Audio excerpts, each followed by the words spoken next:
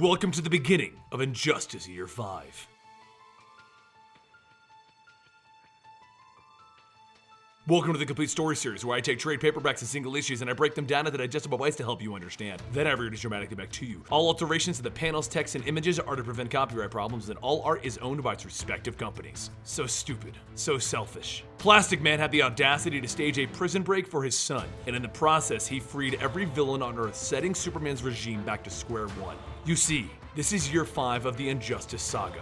Joker tricked Superman into killing Lois Lane and his unborn child. Superman then decided to end all war and conflict, which Batman was against. Thus began a battle. Batman versus Superman that has now gone on for 5 years. First they got the Lanterns involved, green versus yellow. Then there was magic, Constantine versus Trigon. Then there was the gods, Zeus versus religion. Well, now we need to see where the story ends. The villains have been freed upon the entire world, and Superman's regime now needs to get all of the villains back. Cyborg is tracking the reports while Flash is running around the world getting them for him. Eventually, Flash ends up in Metropolis where he finds a bunch of villains and he asks Cyborg to send in some help. But Cyborg tells him most of the team is preoccupied, such as Hal facing off against Parasite as he's eating Hal's yellow energy, and Diana dealing with the aftermath of alienating her entire Olympian family. But the villains on the loose aren't the only ones looking at this as a chance. The Rogues have been rounded up by Batman because the Rogues are the only villains with a code of no killing. While they are villains, Batman can at least trust them not to murder, more than he can say about Superman right now.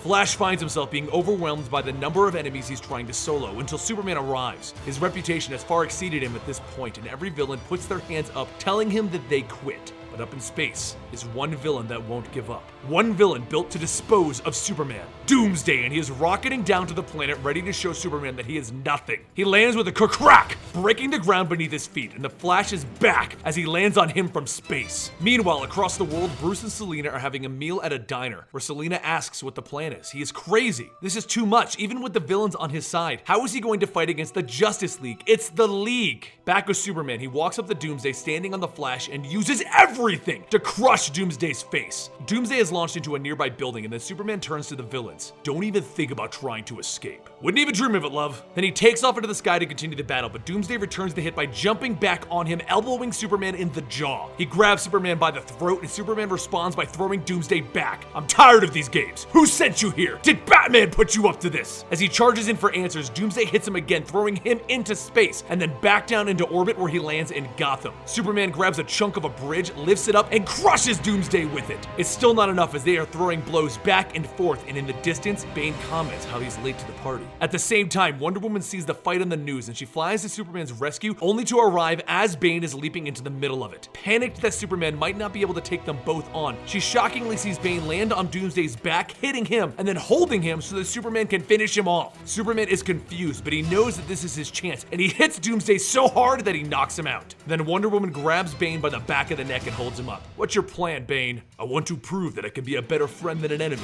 We both hate the Bat. I don't hate Batman, but we'll talk about this later. With that, Superman leaves instantly to remove the threat of Parasite that is hounding both Cyborg and Hal Jordan at this time. He takes Parasite into space and then he launches him into the sun. No more Parasite. And then when asked what he did, he simply told everyone it was handled. The League had differing opinions on how to handle the Bane situation, with him on their side now, but Superman told them that he was there. This wasn't a democracy. Meanwhile, in Germany, a pale-faced, confused man is wandering around saying, me, me, me. The next day, Superman and Cyborg go over the records to see who they have in prison. 60% of the villains are still at large, but during the discussion, Wonder Woman takes Superman into the sky to ask him about himself. He is shutting down and trying to carry this burden alone. She explains that they have all been in this fight for 5 years. All of them, not just Superman, and he needs to remember this. She is against employing dangerous criminals, and Superman watches her flying away. Duly noted. Our mysterious pale man keeps wandering until an elderly man finds him. He questions the confused boy and he wraps him in a red towel, and at that moment the man recognizes him. I know you! You're Superman! Meanwhile, Catwoman meets with Penguin to see where he stands in this whole fight, only to see Bane and figure out that Penguin's with the regime. Bane is strong, but Catwoman is fast and she manages to dodge him, leaping out of the boat that they they are on and onto a frozen bay. It's Frost, and she has managed to freeze the bay, giving Bane the chance that he needs to catch up. Then he breaks the ice and catches Catwoman since Frost froze her legs. He hauls her off and chains her up as a prisoner of the regime's new villains. Bane will find out the location of the Bat. Back with the man who is obviously a clone of Superman, the old man sews him a Superman suit. The clone then looks in the mirror and sees the symbol is backwards, and he tears it off. Fix, please. So the man sews it on backwards, and the clone smiles. Perfect. While Batman is getting word that Superman has turned to recruiting villains because they are having a shortage of the strength-granting green pills, this whole thing is about to turn into an arms race to see who can get the biggest and the baddest of the villains on their side.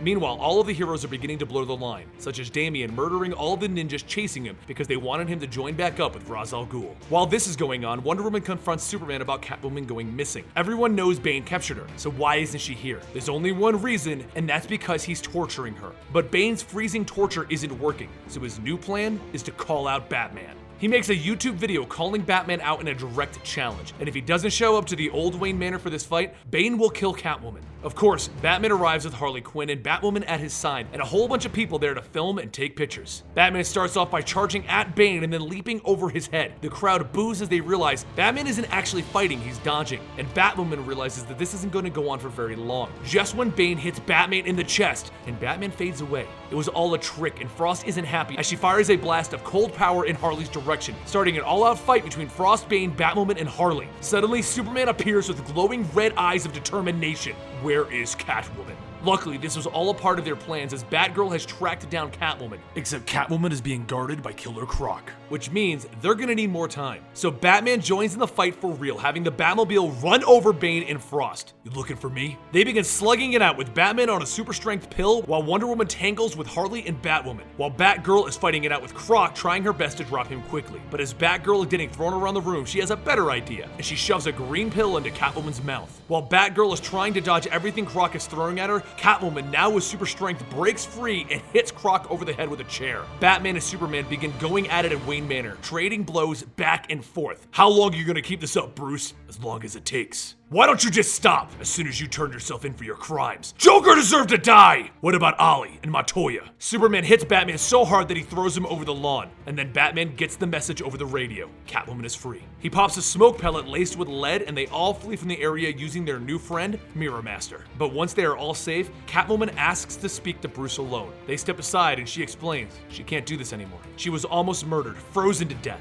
And then she walks off. A short time later, Smallville, Kansas is celebrating Clark Kent Day, a new local holiday that once they unveil the statue gets hit by a storm from Weather Wizard. The rogues are here in force. Across the globe, Cyborg begins getting reports of terrorist attacks all around the globe. Superman isn't happy about that. To add fuel to the fire, Cyborg reports that Superman's armies are vulnerable because Lex has stopped production of the green pills that grant super strength. Batman isn't going to get away with this. Meanwhile, the clone of Superman is watching the news report on the terrorist attacks and decides that this is a job for Superman. Superman flies to Lex to ask him why he stopped, and he explained that the factory was contaminated and corrupted. It'll take weeks to make another one. And the Flash, who is also in the room, asks Superman, why even bother with the pills? You have supervillains now. You have a problem with that, Barry? You bet I do. And since we're all expressing our displeasure here, I figured I'd let you know that it's a terrible decision. Meanwhile, back with the rogues, they are continuing their plans. Spectacles and the like, so that the regime can't claim it's a natural disaster when the wall behind them all crumbles and there stands Superman? He tells them, "Me am Superman!" Outside the regime building, Trickster is riding up on his four-wheeler and he sees the red blur and he knew that this wasn't good for his rogue friends. He looked through the hole that the clone made and he could see them destroying the rogues. Mirror Master is already unconscious and that keeps the rogues from escaping through Mirrorland. Batman and his team are getting reports that the rogues are getting demolished, but without Mirror Master, they can't get there and help them out. But it doesn't matter as reports are coming in that the real Superman is on his way to find out what's going on. They are already losing, but Weather Wizard makes a mistake of calling him the fake Superman, and the clone freaks out. Fake? Me am Superman! And he hits them with his heat vision at full blast, literally melting the flesh off of Weather Wizard and Heatwave. Golden Glider only survived by making herself intangible and holding on to the unconscious Mirror Master. Trickster is in shock, but he has an idea. He steps inside to tell the fake that he is friend.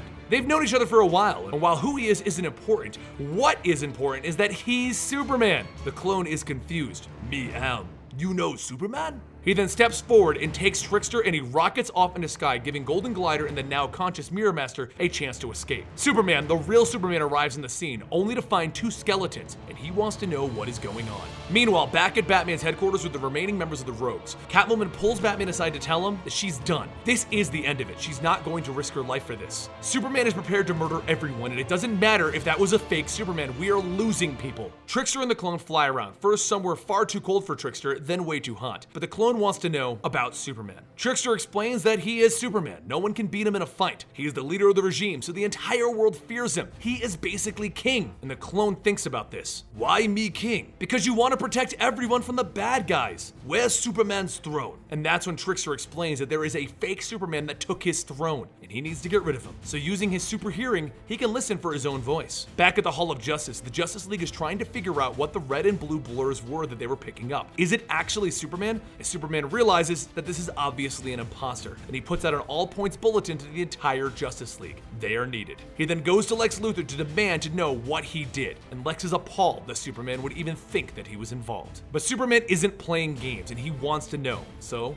Lex lies to him and passes Superman's heartbeat test, because Lex is the one that made the clone. Meanwhile, over on the interstate, they have pulled over a truck that Harley is driving in hopes that it's Batman's team in the back. They open fire on it only to discover that it's Solomon Grundy. He comes out demolishing everyone, so Superman comes in to get involved, and just as he throws a punch, he sees another man throwing a punch. The clone arrived to stop Grundy. He shouts, "You am fake Superman!" And Superman is obviously confused and tells him, "I am?" "Yes, stop right now!" The clone shouts as he hits Grundy again. Superman asks, "Are you from another dimension, a genetic experiment? Where did you come from?" And the clone hits Superman with the full force of his heat vision, shouting, "Stop asking stupid questions!" "All right, fraud, we'll do it this way," Superman says, hitting the clone hard across the face and throwing him into the sky. But now Grundy is slightly annoyed that he's being ignored, and he hits Superman in the stomach. The clone comes back, hitting Grundy hard. "Leave not me alone!" The clone then grabs a car with a person in it and tries to throw it at Grundy, but Superman catches it and puts it back down, just as Grundy grabs Superman by the foot and throws him down. So the clone grabs another car and gets ready to throw it at Grundy, only to have Hal Jordan grab it from him. Hal decides that too many people are in danger, so he puts down a dome around everyone, welcoming them to the Lantern Dome. He then asks Superman, "Who is this imposter?" And Superman tells him, "Some bizarre approximation of me. Bizarro Superman, sweet." Clone says his own name. "Bizarro? Shut up!" he shouts, forcing everyone back. Bizarro decides that he's receiving no respect, and he takes off, shattering the Lantern Dome. Superman would have chased him, but Grundy decides that he isn't done with Superman, and he pulls him back. So Superman rips his head off.